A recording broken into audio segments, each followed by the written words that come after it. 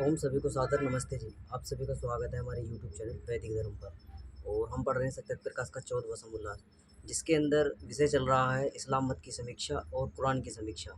तो इस समोल्लास के अंदर आज हम जिस विषय पर चर्चा करेंगे, चर्चा का जो विषय है, विषय बहुत ही महत्वपूर्ण है, काफ़ी प्रचलित विषय है।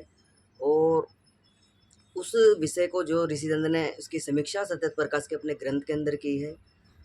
3 महत्वपूर्ण मुद्दे हैं इस्लाम के अंदर जो कुरान की समीक्षा ऋषिचंद्र ने की, उसी से लिए गए हैं। और उन मुद्दों की समीक्षा ऋषिचंद्र ने अपने सत्य प्रकाश के अंदर की है। तो मुद्दे क्या हैं आपने सुने भी होंगे काफ़ी बार, और प्रचलित ही मुद्दे हैं, प्रत्येक व्यक्ति को उनकी जानकारियां हैं। लेकिन उस समय में जब ऋषिचंद्र ने सत्य प्रकाश ग्रंथ लिखा, आज से लगभग 150 वर्ष पूर्व, उन्होंने ये आभास किया, उनसे शास्त्रार्थ किए मुसलमानों से, ये सारी की सारी समीक्षाएं कुरान से निकाल कर जो है सत्य प्रकाश ग्रंथ के अंदर लिखी, जो सभी व्यक्तियों तक वो बातें पहुँचे। विषय क्या है? एक इस्लाम के अंदर एक आज्ञा दी गई है कुरान के अंदर कि महिलाओं को जो है, स्त्रियों को जो खेती समझा जाता है, जैसे चाहें वैसे मुसलमान लोग जो हैं महिलाओं को जो चाहें उनके साथ में कर सकते हैं। ऐसी आज्ञा जो है कुरान जो है देती है, हदीसें देती हैं। और ये पूरा का पूरा विवरण लिखा कहाँ है, कौन सी आयत में लिखा है, ये पूरी की पूरी हम समीक्षा करेंगे। एक, तलाक का जो मुद्दा चलता है उसके विषय में चर्चा करेंगे। दूसरा, तीसरा है कि जो जिहाद चलता है, जिसे कहते हैं लव जिहाद, प्रेम जाल में फंसाना, वो किस प्रकार से शुरू होता है, किस प्रकार से मुस्लिम या मुस्लिम लड़का या मुस्लिम लड़की जो हैं दूसरे मत में यानी विवाह करना, दूसरे मजहब में जो है दूसरे व्यक्ति यानी कोई गैर मुस्लिम है यानी मुस्लिम नहीं है, नॉन मुस्लिम है, उससे विवाह करना है, उससे संबंध रखने हैं, तो उसे किस प्रकार से जो है कन्वर्जन होना पड़ेगा, अपना मतांतरण जो है करवाना पड़ेगा, वो उस विषय पे भी हम चर्चा करेंगे। जितने भी लोग चैनल से जुड़े हुए हैं, चैनल को सब्सक्राइब अवश्य कर लें, वीडियो को लाइक कर दें। कोई शंका है कमेंट बॉक्स में लिख सकते हैं।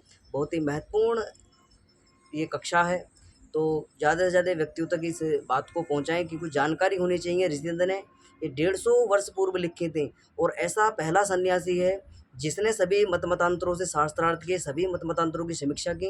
वर्तमान में ऐसा एक भी सन्यासी हमें देखने को नहीं मिलता है, उस समय का, उस काल का भी, कि जिसने जाके सभी मत मतांतरों से समीक्षा, जब सबसे शास्त्रार्थ किए हों, सबकी जो है उनकी बातों को समझा, उनके ग्रंथों को पढ़ा हो, सत्य क्या है असत्य क्या है समक्ष रख जो है जनता के समक्ष रखा हो।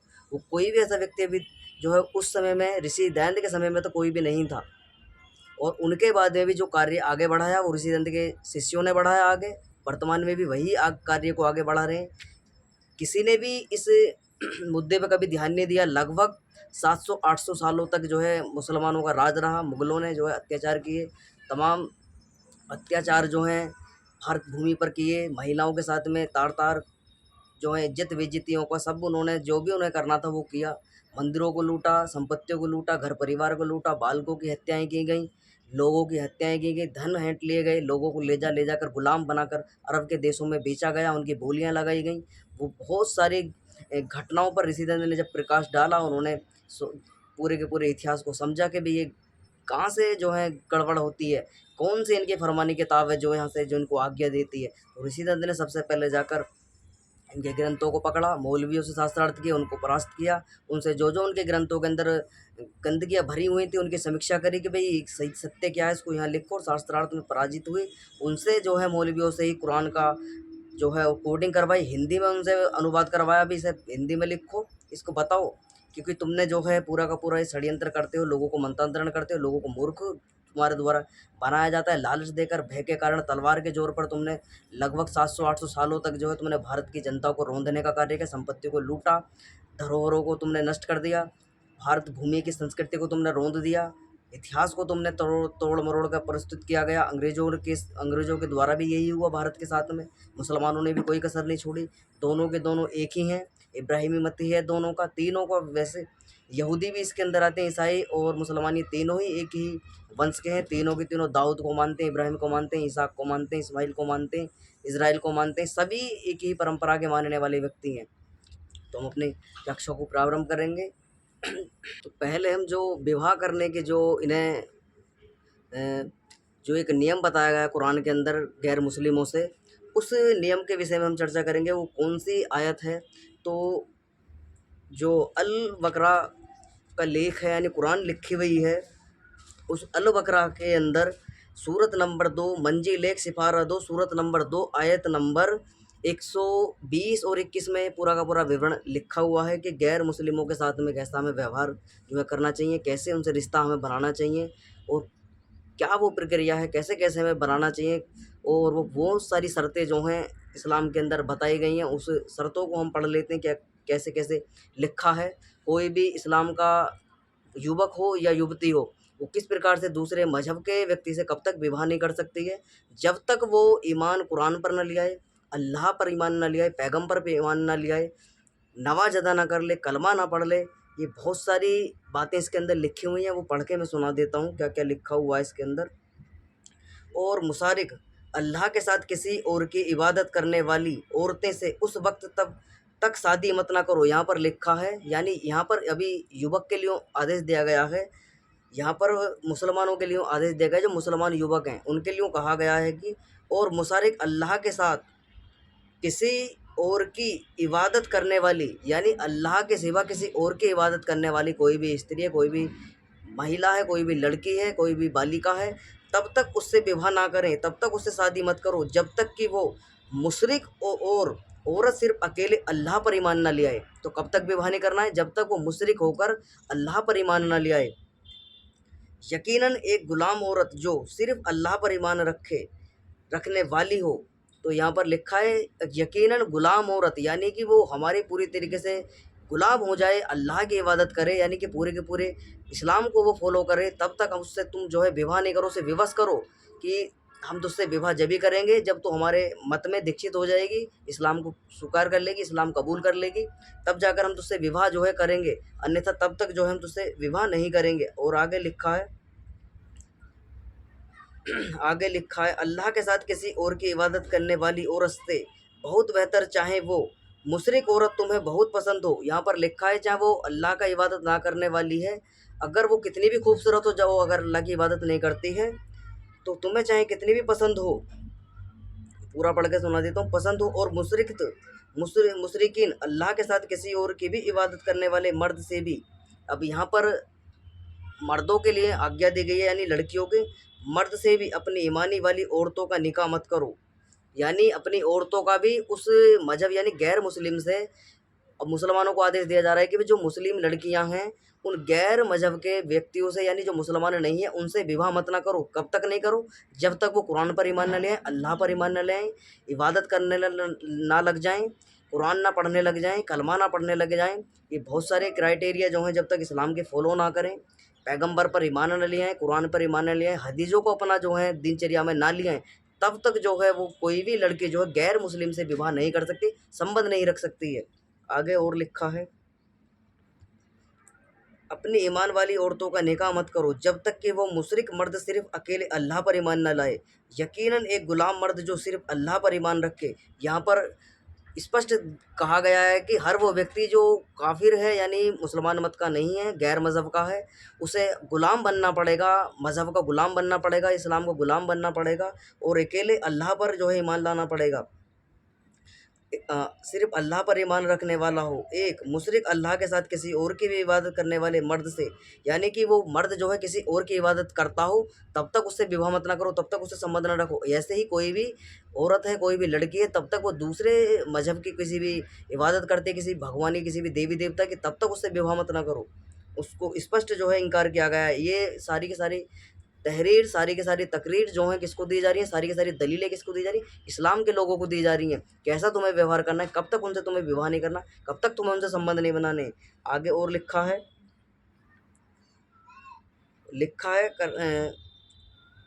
बेहतर चाहे वो मुशरिक मर्द तुम्हें बहुत पसंद क्यों ना हो। तो स्पष्ट लिखा है मुसलमान लड़कियों के लिए, जो लड़की है मुसलमानी, चाहे वो तुम्हें कितना ही पसंद क्यों ना हो, तुम्हें कितना ही तुम उससे प्रेम क्यों ना करते हो, कितनी भी मोहब्बत क्यों ना करती हो उससे।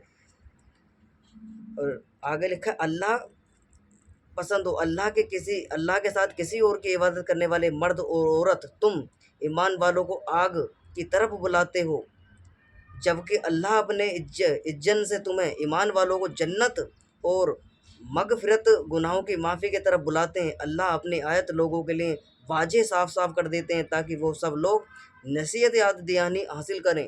तो यहाँ पर स्पष्ट संकेत दिया गया है, कोई भी गैर मुस्लिम के साथ में ना तो मुस्लिम लड़की या मुस्लिम लड़का कब तक विवाह नहीं कर सकता है जब तक वो अल्लाह पर ईमान न ले आएँ, खुदा पर ईमान न ले आएँ, इबादत ना करने लग जाएँ, ज़कात ना दे दें और सहरदा जिसे कहते हैं नमाज ना पढ़ने लग जाएँ, मोहम्मद पर ईमान ना ले आएँ, तब तक उससे विवाह नहीं कर सकते और तब तक वो कुरान पर ईमान न ले, अपना मत परिवर्तन ना कर दे, पूरा इस्लाम में दीक्षित ना हो जाए, तब तक उसे विवाह करना, उसके साथ में संबंध रखना अनिवार्य नहीं है। उसे स्पष्ट कुरान के अंदर मना किया गया है। मुसलमानों के लिए, जो मुसलमान लड़कियां हैं या युवक हैं, उनके लिए स्पष्ट कुरान मना करती है। और कौन से कहाँ पर लिखा है ये बात, कहाँ पर लिखी है? क्योंकि लोग जो हैं प्रमाण देने बहुत ही आवश्यक है। लोग विश्वास नहीं करते हैं कि ये कहते हैं कि आर्य समाज अपने पास से बताता है, ऋषिचंद्र ने अपने दौर से किताब छाप दी, उसके अंदर अपनी बातें लिख दी। तो उन्हें मैं बता दूं, ऋषिचंद्र ने कुछ भी अपने पास से नहीं लिखा है, सारी की सारी बातें वो लिखी गई हैं जो मतांतरों के अंदर, उनके ग्रंथों के अंदर भरी पड़ी हैं और जिसका धड़ल्ले से वो प्रचार प्रसार करते हैं, लोगों को मूर्ख बनाते हैं, लोगों को मतांतरण करते हैं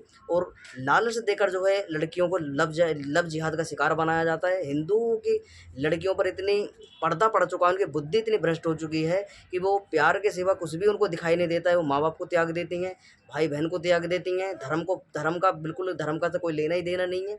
जबकि वो दूसरा जो युवक है, यानी मुसलमान युवक है, मुसलमान युवती है, वो अपने धर्म में अडिग है, बिल्कुल भी हटने को तैयार नहीं है। वो स्पष्ट कहते हैं कि तू जो है मत परिवर्तन कर, तू मुसलमान बन, हम हिंदू नहीं बनेंगे, तू मुसलमान बन, तुझे हमसे विवाह करना है, तुझे हमसे प्रेम है, तो तू हमारे लिए इतना नहीं कर सकती, हमारे मजहब में नहीं आ सकती, ये हमारे मजहब में नहीं आ सकता है।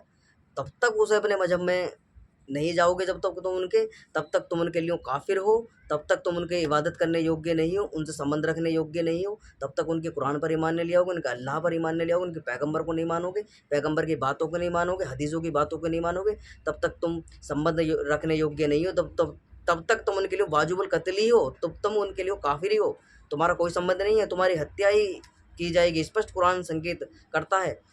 तब तुम्हें बख्शा जाएगा जब तुम कुरान पे ईमान ले आओगे, अल्लाह पर ईमान ले आओगे, पैगंबर पे ईमान ले आओगे, तब जाकर तुम्हें जो है संबंध बनाए जा सकते हैं, तब उनका तुम्हारा जो है विवाह होगा। अन्यथा ऐसे विवाह मुसलमान मत के अंदर, इन इस्लाम के अंदर अलाउ नहीं है, वर्जित है। अब यहाँ पर तलाक के विषय में हम चर्चा कर लेते हैं। तलाक के जो जिक्र आया है इसके अंदर, सूरा नंबर 2 आयत नंबर 230 के अंदर लिखा है, यह भी अल बकरा की आयत है कुरान की। इसके अंदर लिखा है कि अगर कोई भी मर्द जो है मुसलमान औरत को तलाक देना चाहता है, उसको रखना नहीं चाहता, उससे खुश नहीं है, कोई भी बात हो सकती है, तो उसे 2 बार तलाक दिया जाता है। 2 बार उसे तलाक देकर जो है, एक बार उसे मौका दिया जाता है कि 2 बार तलाक दे दिया, कोई दिक्कत नहीं है। आगे पूरी पढ़ के सुना देता हूँ। दो 2 तलाकों के पश्चात फिर यदि वह उसे तलाक दे दे तो उसके पश्चात वह उसके लिए वैध नहीं होगी जब तक कि वह उसके अतिरिक्त किसी दूसरे पति से, यानी दूसरे गैर मर्द से विवाह ना कर ले, निकाह ना कर ले। अतः यदि वह उसे तलाक दे दे तो फिर उन दोनों के लिए एक दूसरे को पलट आने में कोई गुनाह नहीं होगा, यदि वे समझते हों कि अल्लाह की सीमाओं पर कायम रख सकते हैं और यह अल्लाह की निर्धारित की हुई सीमाएं हैं जिन्हें वह उन लोगों के लिए बयान कर रहा है जो जानना चाहते हो। तो इसके अंदर लिखा है कि भाई 2 बार तुम तलाक दे सकते हो, 2 बार में कोई दिक्कत नहीं है। अगर तुमने तीसरी बार तलाक दे दिया तो उस औरत को, यानी मुसलमानी औरत को जो है निकाह करना पड़ेगा गैर दूसरे मर्द से। और कब तक वो पाक साफ नहीं हो सकती, तब तक वो दूसरा व्यक्ति उसको तलाक नहीं दे देता, उसके साथ संबंध नहीं बना लेता, उसके साथ में रातें नहीं बिता लेता, तब तक वो पाक साफ, जिसे हलाल कहते हैं, वो हलाल नहीं हो सकती है तब तक। स्पष्ट कुरान के अंदर लिखा है। हमने अपने पास से कुछ भी नहीं रखे, ना हम इस तरीके का समर्थन करते हैं। हम सभी महिलाओं को सम्मान करता है आर्य समाज, हम भी करते हैं और पूरा हिंदू समाज सभी महिलाओं को सम्मान करता है। जैसी महिलाएं हमारे हिंदुओं की हैं, वैसे ही महिलाएं सभी मतांतरों की हैं। ऐसा सम्मान जो है आर्य समाज करता है, आर्य समाज के विद्वान करते हैं। ऋषिदंत ने भी वही किया है। किसी भी गैर मत की महिलाएं हों, बालिकाएं हों, बेटी हों, बहनें हों, किसी का भी हमारा उद्देश्य किसी की भावनाओं को ठेस पहुंचाना नहीं है। इसे स्पष्ट जो है लिखा हुआ है, वही हम बता रहे हैं। ये प्रत्येक व्यक्ति को पता होना चाहिए। जानकारी के अवेयरनेस के रूप में से ले सकते हैं, नॉलेज के रूप में से ले सकते हैं। अन्यथा हमारा किसी को भड़काना, किसी की भावनाओं को हताश करना, ये हमारा उद्देश्य नहीं है। जो कुरान की समीक्षा ऋषिदंत ने लिखी है वही हम पढ़ा रहे हैं। हमारा उद्देश्य भी कि सभी के पास जो है जानकारियाँ पहुँचें। आगे लिखा है, पूरा सुना देता हूँ पढ़ के एक बार। शौहर निकाह के बाद उसको तलाक दे दे, तो शौहर जो है उसको उसके बाद जो तलाक दे देवे, उसके बाद में आगे लिखा है तब अलबत्ता उन मियाँ बीवी पर फ़हम मेल कर लेने में कुछ गुनाह नहीं, यानी कि वो दोबारा विवाह उसी पुरुष से यानी जिसने तलाक दिया था 3 बार, तलाक तलाक कहकर उससे पुनः जो है विवाह कर सकती है। जब गैर मर्द के साथ में कुछ रातें, कुछ समय बिता लेगी, तब जाकर वो दूसरे यानी कि उसको लगता है कि भाई मैं वापस अपने मर्द के धोरा जाना चाहती हूँ, तो वो जा सकती है, उसके लिए छूट दी गई है। तब तक नहीं जा सकती, तब तक वो दूसरे मर्द के साथ में संबंध ना बना ले। पाक साफ अपने आप को साबित करना पड़ेगा, तब तक उसके धोरे रहेगी। और कब तक रहेगी? जब तक वो तलाक नहीं देता था। अगर बहुत सा ऐसा केस देखे जाते हैं मुसलमानों के अंदर कि एक बार किसी से निकाह हो जाता है, यानी कि तलाक के बाद दूसरे मर्द से निकाह हो जाता है, तो वो ऐसा होता है कि भाई वो लोग जो है तलाक ही देने को पसंद नहीं करते, वो उसे अपनी जो है दूसरे व्यक्ति से पाक साफ करवाने के लिए यानी उसको हलाल करवाने के लिए जो है दिया तलाक वो जो है निकाह करवाए जाते हैं। लेकिन ऐसे-ऐसे कुछ घटनाएँ भी होती हैं कि वो वही रख लेते हैं और बाद में जो जिसकी बीवी थी यानी जिसकी पत्नी थी पूर्व में, वो रोता फिरता है, वो भगा फिरता है इधर-उधर कि भई मेरी पत्नी को तलाक दे। वो कहता है मैं तो नहीं देता अब तलाक इसे, मैं तो मैं ही रखूँगा इसे। ये बहुत सारी महिलाओं के साथ में ज़्यादती जो है इस्लाम मत के अंदर होती हैं। तो गवर्नमेंट ने भी इस पे कुछ एक्शन लिया था पूर्व में। तो ये गलत है, ऐसा महिलाओं के साथ में नहीं होना चाहिए। जैसे ही महिलाएँ जो हैं जितने सम्मान वैदिक सनातन धर्म के अंदर हैं, एक ही बार शादी होगी और कोई घटना, कोई परेशानी है, पति की मृत्यु हो गई है, तो क्यों ना दूसरा ऑप्शन विवाह का मिल जाए। तो लेकिन तलाक की परंपरा वैदिक सनातन धर्म के अंदर नहीं है, एक बार ही एक ही विवाह का प्रावधान किया गया है वैदिक धर्म के अंदर। इसलिए वैदिक धर्म की जो मान्यताएँ हैं वो सर्वोच्च सर्वोच्च हैं, उन्हें मानना चाहिए, उन पर जो है उन्हें धारण करना चाहिए। ऐसा नहीं है कि भई यहाँ पर महिलाओं के साथ में ज़्यादती है। महिलाओं को बराबर का अधिकार दिया गया, जैसे पुरुष को अधिकार है, वैसे ही सारे के सारे अधिकार महिलाओं को भी दिए गए हैं। किसी प्रकार की उनके साथ में भेदभाव, रोक-टोक नहीं है, किसी भी प्रकार की। तो मध्यकाल के समय में स्थितियाँ बिगड़ी, लोगों ने ऊँच-नीच करनी प्रारंभ कर दी, शास्त्रों के अंदर घाल-मेल करके, मनुस्मृति के अंदर, वेदों के अंदर उल्टे-सीधे बातें छाप कर जो है लोगों को भ्रमित करना प्रारंभ कर दिया। लेकिन वेद जो है सर्वोच्च, सभी को सम्मान देते हैं, सभी मनुष्यों को बनने का अवसर देते हैं। वेद स्पष्ट कहते हैं मनुर्भव के सभी जितने भी प्राणियाँ हैं, मनुष्य हैं, उनके मनुष्य का मतलब उसके अंदर महिलाएँ भी आ जाती हैं, पुरुष भी आ जाते हैं। वो सभी को आदेश दिया गया है कि तुम सभी वेद पढ़ो, सभी के सभी जो है मनुर्भव यानी तुम सभी मनुष्य बनो, सभी उन्नति को प्राप्त हो। कभी भी जो है वैदिक परंपरा के अंदर किसी के साथ में भेदभाव नहीं किया गया, सभी को समान अधिकार है, सभी को पढ़ने की शिक्षाओं का अधिकार दिया गया है। माता सीता भी पढ़ी हैं, कौशल्या भी पढ़ी थी। ये कोई भी विदुषी स्त्रियाँ रही हैं, ये हमारी जो पूर्वजें नहीं रही हैं, हमारी एक भी ऐसी नहीं है जो अनपढ़ रही हो, इन्हें शिक्षा का अधिकार ना दिया गया हो, शिक्षा से वंचित रखा हुआ एक भी ऐसी नहीं है। युद्ध करने में निपुण थीं, शास्त्रों को पढ़ने वाली थीं, वेदों को पढ़ती थीं, अपने वेदों के अनुसार अपने जीवन को जीती थीं। सारी की सारी लोपा, मुद्रा, गार्गी जो है सरस्वती, ये सभी की सभी जो महिलाएँ थीं, ये सभी की सभी जो हमारी माताएँ जो थीं हमारी वैदिक मत की, ये सभी की सभी पढ़ी लिखी थीं। ऐसे नहीं थी मूर्ख थीं कि उनको अवसर ही नहीं दिया जाए, उनको आगे बढ़ने का मौका ही नहीं दिया गया। उनको सर्वप्रथम आगे मौका दिया जाता है। वैदिक मत सबसे पहले महिलाओं को आगे सम्मान देता है कि महिलाओं को सर्वप्रथम जो है सभी सुविधाएँ मिलनी चाहिए, सभी लाभ जो है महिलाओं को मिलने चाहिए। ऐसा अधिकार वैदिक धर्म देता है। लेकिन मुसलमानों को अब दूसरी जो तीसरी मुद्दे पर हम बात करेंगे जिसके अंदर खेती बताया गया है, जिसमें महिलाओं को देवी स्वरूप माना जाता है वैदिक धर्म के अंदर, उनकी उपासना उनके चरण स्पर्श किए जाते हैं, बेटी माना जाता है, बहन माना जाता है, उनको अपने जैसी-जैसी योग्यताएँ सारे रिश्ते निभाए जाते हैं उनके साथ में, कोई भी दुराचार, कोई भी भेदभाव जो उनके साथ में नहीं किया जाता। लेकिन महिलाओं को जो इस्लाम के अंदर खेती बताया जाता है, जैसा चाहो उनको जो करो, ऐसे गलत शब्द उसके अंदर लिखे हुए हैं। हमें ये शोभा नहीं देता कि हम किसी महिला को इस प्रकार का तथ्य हम बोलें। उनके साथ में ज़्यादती इस प्रकार के लिखे हुए ऋषिदंत ने वो समीक्षा जो है अपने सत्य प्रकाश के अंदर जो है लिखी है। हम उसे पूरी आयत को पढ़कर सुना देता हूँ मैं क्या लिखा हुआ है। तो ऋषिदंत यहाँ पर एक बात जो कुरान के अंदर लिखी है उसके समर्थन भी करते हैं कि भाई ऐसा सही है लिखा हुआ, वो बात भी बताऊँगा कौन सी है। तो आयत नंबर मंजिल 1 सिपारा 2 सूरत नंबर 2 आयत नंबर 223-24 पर लिखा हुआ है, प्रसन्न करते हैं कि तुमसे रजस वाला को कहे वो अपवित्र है, पृथक रहो, ऋतु समय में उनके समीप मत जाओ, तब जब तक कि वे पवित्र ना हो, जब ना नहा लेवें उनके पास उस स्थान से जाओ, खुदा ने आज्ञा दी है, तुम्हारी बीवियाँ तुम्हारे लिए खेतियाँ हैं। यहाँ पर लिखा हुआ है, ऋषिदंत ने अपने पास से नहीं लिखी, ना आर्य समाज ने लिखी है, ना हमने अपने घर से बनाकर बातें लिखी हैं। मैं दोबारा आयत सुना देता हूँ। अल बकरा की आयत है, ये कुरान की लिखी हुई, मंजिल 1 सिपारा 2 सूरत नंबर 2 आयत नंबर 22, 23 और 24 पर ये विवरण लिखा हुआ है। जाकर वहाँ पर पढ़ सकते हैं, क्योंकि हम अपने पास से कुछ भी नहीं लिखते। हमारा उद्देश्य यही है कि भी जो सत्यता लिखी हुई है, जो उनके अंदर मतों का, हमारा तो सत्य प्रकाश का पढ़ाने का उद्देश्य यही है कि सभी व्यक्तियों के मत मतांतरों के विवरण, उनके इतिहास, उनके क्या क्या शिक्षा उनके अंदर भरी पड़ी हैं, क्या क्या लिखा गया है, वो प्रत्येक व्यक्ति को साफ होना चाहिए, जिससे उनके माइंड वॉश ना हो, उनका धर्मांतरण ना हो, उनका मतांतरण ना हो, उनको बहकाया ना जाए, उनको लालच ना दिया जाए, उनको किसी प्रकार का जो है शोषण उनका ना हो समाज के अंदर। वो सारी की सारी बातें जो हैं सत्य सत्य को त्याग करें, जो जिसको अच्छा लगता है उसको स्वीकार करें, असत्य का त्याग करें, और असत्य का जो है त्याग करें, सत्य को ग्रहण करें। यही हमारा उद्देश्य, यही आर्य समाज का उद्देश्य, यही ऋषिदंत का उद्देश्य है। लिखा है आगे, तो तुम्हारी बीवियाँ तुम्हारे लिए खेतियाँ हैं, बस जाओ जिस तरह चाहो अपने खेत में जो चाहो करो। यहाँ पर लिखा है कुरान के अंदर, तुम्हारी बीवियाँ तुम्हारे लिए खेतियाँ हैं, जो चाहो सो करो, और तुम्हें छूट नहीं है, तुम्हें जो है अपने उनके साथ उनके पास जाना ही जाना है, संबंध बनाने ही बनाने। अल्लाह हुक्म देता है, ये अल्लाह का फरमान है, किसी व्यक्ति का फरमान नहीं है। जिस पर मुसलमान लोग अपना ईमान लाते हैं, कुरान पर, मोहम्मद पर, वो उसी की बातें लिखी हुई हैं कि भाई तुम जाओ, तुम्हारी बीवियाँ तुम्हारे लिए खेतियाँ हैं, और जब वो पाक साफ हो जाएं, स्नान करके आ जाएं, और रजस वाला है तो नहा धोकर आएँ, अपने पाक साफ होकर आएँ, तब जाकर तुम उनसे संबंध बनाओ। और तुम्हारी बीवियाँ तुम्हारे लिए खेतियाँ हैं, उनसे संबंध बनाओ, और तुम्हें संबंध बनाने अनिवार्य है, अपनी तादाद बढ़ानी है, तुम्हें बच्चे पैदा करने हैं, और तुम्हें सारी की सारी आज्ञाएँ जो हैं ये अल्लाह की ओर से हैं। अल्लाह तुम्हें जो है बख्शेगा नहीं अगर तुम संबंध नहीं बनाओगे।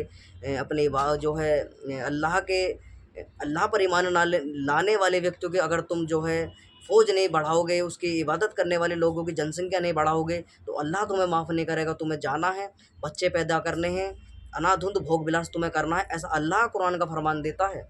अब ऋषि दयानंद यहाँ पर लिखते हैं, एक और बात लिखी हुई है वो कुरान के अंदर ही, एक आयत है 25वीं आयत के अंदर लिखा हुआ है, उसको मैं पढ़ के सुना देता हूँ तुम्हें क्या लिखा हुआ है। तो अल्लाह के द्वारा यहाँ पर एक बात जो है मुसलमानों के लिए बताई गई, कर वो कोई अनजाने में, जाने अनजाने में कोई कसम खा लेते हैं, कोई सौगंध, या कोई जो है कोई बात ऐसी धारण कर लेते हैं, यानी कोई कसम जो है खा लेते हैं। ईमान इस पर लिखा है, बिना इरादे के, आदत की वजह से मुँह से बिना सोचे समझे निकल जाने वाली कसमों, या कोई कसम जो है मुसलमान व्यक्ति के द्वारा ऐसे ही अनजाने में खा ली जाती है, तो अल्लाह जो है उसे माफ़ कर देता है। उसको लिखा है, वजह से मुँह से बिना सोचे समझे निकले जाने वाली कस्मों पर तुम्हारी गिरफ्त नहीं करेंगे, या उनके बारे में कोई सवाल नहीं करेंगे, लेकिन जो कस्में तुमने दिल और इरादे से खाई हैं तो अल्लाह तुम्हें माफ़ नहीं करेगा। इसमें लिखा हुआ है, इरादे के साथ पूरे होश में खाते हो, उन पर ज़रूर गिरफ्त करेगा अल्लाह, यानी उनके बारे में ज़रूर सवाल करेंगे। और अल्लाह गफूर, बहुत माफ़ करने वाले हैं, और हली, सज़ा देने में देरी करने वाला है। तो अल्लाह कैसा है, गफूर, यानी सज़ा तो देगा लेकिन देर से देने वाला है। अल्लाह सज़ा देता है, देर से देता है, अल्लाह एक साथ सज़ा नहीं देता। ऐसा लिखा हुआ है, तुमने कसम खा ली तो अल्लाह जो है तुम्हें अनजाने में खा ली तो कोई दिक्कत नहीं है, अगर तुमने दिल से दिमाग से खा ली तो अल्लाह जो है कुफ्र का कहर ढाएगा तुम पर, जो है पूरा जो भी सज़ा देनी है वो सज़ा देगा तुम्हें, अल्लाह जो है लिखा है। अब ऋषि दंड की समीक्षा यहाँ सुनिए, ऋषि दंड कैसा स्त्रियों को सम्मान जो है करते हैं, कैसे जो है आयत के अंदर जो समीक्षा आई थी, उस समीक्षा में ऋषि दंड कहते हैं कि जो ये रस वाला स्पर्श संग ना करना लिखा है वह बात तो अच्छी है। ऋषि दंड स्पष्ट कहते हैं कि जब वो महिला रजस वाला हो, यानी पीरियड, मासिक धर्म, उनका मासिक चक्कर चल रहा हो, तो महिलाओं से जो है बचकर रहना चाहिए, यानी उनके संसर्ग, उनसे संबंध नहीं बनाने चाहिए किसी प्रकार का। तो ऋषि दंड इसका समर्थन करते कि भाई ये अच्छा है कि ये बात लिखी हुई, इसको तो समर्थन करते हैं कि ये बात ठीक है, ये वेद सम्मत बातें हैं, शास्त्रों के सम्मत बातें हैं, इसको मानना चाहिए, सही ये बात। ऋषिदंत इसका खंडन नहीं करते, ऋषिदंत जो बातें अच्छी लगती हैं ऋषिदंत को उसका समर्थन करते हैं, उसकी समीक्षा करते हैं कि भाई अच्छी बातें तो ठीक है, सबको माननी चाहिए, तो ऋषिदंत इसको कहते हैं। लेकिन जो इस्लाम के अंदर ये कहा गया है कि जो महिलाएं तुम्हारे लिए खेतियां हैं, जैसा चाहो वैसा जो है उनके साथ में संबंध करो, जो चाहे तुम्हें करना है। ऋषिदंत इसकी समीक्षा करते हैं, इसका खंडन करते हैं कि भाई महिलाएं जो हैं खेती नहीं है, जो तुम खेती समझते हो, महिलाओं को बराबर का अधिकार नहीं देते, महिलाएं जन्नत के भी अधिकारी नहीं है, पुरुष ही पुरुष जन्नत में जाएंगे, और वहाँ पर जन्नत में जो है हुरे तुम्हें मिलेंगी, यहाँ की औरतें तो जन्नत भी की भी नहीं जा सकती हैं। ऐसा फरमान जो है अल्लाह करता है, आगे लिखा हुआ है, ऋषिंद कहते हैं,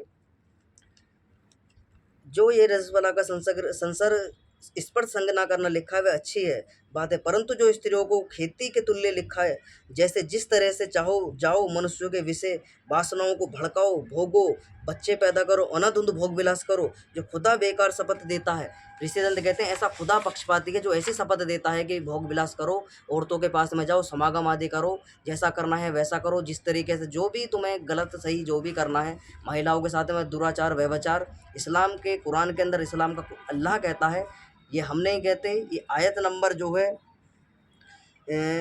सूरा नंबर 2 आयत नंबर जो है 122, 23 और 24 कहती है, अल बकरा की कुरान की आयत है, उसके अंदर जाकर देख सकते हो। ना तो कुरान हिंदुओं के द्वारा बनाई गई है, ना लिखी गई है, ना आर्य समाज ने लिखी है। कुरान मुसलमानों के द्वारा बनाई गई है, उनके पैगंबरों के द्वारा बनाई गई है, उनके जो है खलीफाओं के द्वारा बनाई गई है, उनके अल्लाह के द्वारा दिए गई है। ऋषिदंत इसका खंडन करते हुए हमने तो बनाई नहीं है, ना हमारी बातें लिखी हुई हैं, जो इनके अंदर लिखी हुई हैं सो हम लिख रहे हैं, सो हम बता रहे हैं, सो पढ़ने को लिए दे रहे हैं लोगों को कि उनके अंदर जागरूकतापन पे, कि एक तरफ तो वैदिक धर्म के अंदर महिलाओं को कितना सम्मान दिया जाता है, एक दूसरी तरफ देखो महिलाओं के साथ में कैसे ज्यादती की जाती है मुसलमान व्यक्तियों के द्वारा। आगे लिखा है, तो आगे कहते हैं ऋषिदंत कि खुदा बेकार शपथ पर नहीं पकड़ता तो वे सब झूठ बोलेंगे, शपथ तोड़ेंगे, इससे खुदा झूठ का प्रवर्तक हो जाएगा। ऋषिदंत कहते हैं कि जो कसम देता है खुद ही उसी पर अमल नहीं करता और झूठी कसमों को भी स्वीकार करता है, तो ऋषिदंत कहते हैं ऐसे लोग जो हैं पथभ्रष्ट हो जाएंगे, लोग जो हैं कत्लेआम करेंगे, लोग दुनिया को ठगेंगे, मूर्ख बनाएंगे, महिलाओं के साथ में ज्यादती करेंगे, उनके साथ में दुराचार व्यभिचार आदि करेंगे।